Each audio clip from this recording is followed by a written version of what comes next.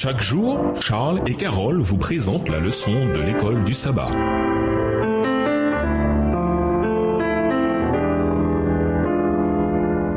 Bienvenue dans votre émission Dieu nous parle. Nous voici à la leçon de dimanche, la venue de l'Esprit. En obéissance à l'ordre de Jésus, les croyants ont attendu à Jérusalem que la promesse de l'Esprit s'accomplisse. Et ils attendaient dans la prière fervente, dans la repentance sincère et dans la louange. Quand le jour arriva, ils étaient tous ensemble en un même lieu. Acte 2, verset 1.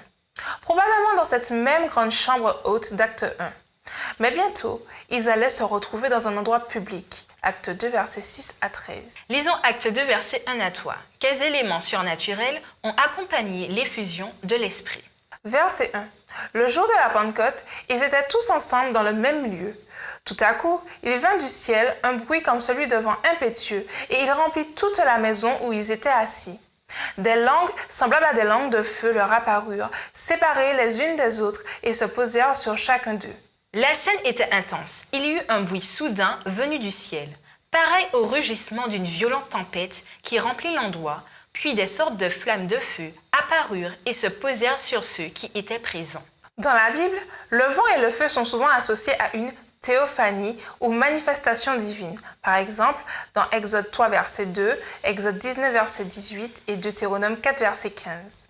De plus, le vent et le feu sont également employés pour représenter l'Esprit de Dieu, comme on peut le voir dans Jean 3, verset 8 et Matthieu 3, verset 11. Dans le cas de la Pentecôte, quelle que soit la signification précise de tel phénomène, il s'agissait de signes qui initiaient un moment unique de l'histoire du salut, l'effusion promise de l'Esprit. L'Esprit a toujours été à l'œuvre. Son influence sur le peuple de Dieu à l'époque de l'Ancien Testament s'était souvent révélée de manière remarquable, mais jamais dans sa plénitude.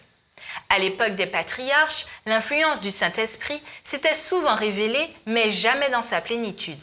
Maintenant, pour obéir à la parole du Sauveur, les disciples réclamaient ce don et dans le ciel, le Christ y ajoutait son intercession afin de le répandre sur son Église. Jean-Baptiste a prédit le baptême dans l'Esprit par le Messie qui venait. Luc 3, verset 16, comparé avec Acte 11, verset 16. Et Jésus en personne en a parlé à plusieurs reprises. Luc 24, verset 49 et Acte 1, verset 8. Cette effusion devait constituer son premier acte d'intercession devant Dieu. Jean 14, verset 16 et 26 et Jean 15, verset 26. Lors de la Pentecôte, la promesse s'est accomplie. Bien que le baptême dans l'Esprit à la Pentecôte fut un événement unique lié à la victoire de Jésus sur la croix et son exaltation au ciel, être rempli du Saint-Esprit est une expérience qui se répète constamment dans la vie du croyant. Voir Acte 4, versets 8 et 31, Acte 11, verset 24, Acte 13, versets 9 et 52 et Éphésiens 5, verset 18. Quelle indication avez-vous que l'Esprit agit dans votre vie? Et nous vous laissons avec cette réflexion. Selon Acte 1, verset 8, si nous collaborons avec Dieu, le Saint-Esprit nous guidera dans la propagation de sa parole. Au revoir. Et à demain si Dieu veut. Dieu nous parle. Chaque jour, Charles et Carole vous présentent la leçon de l'école du sabbat.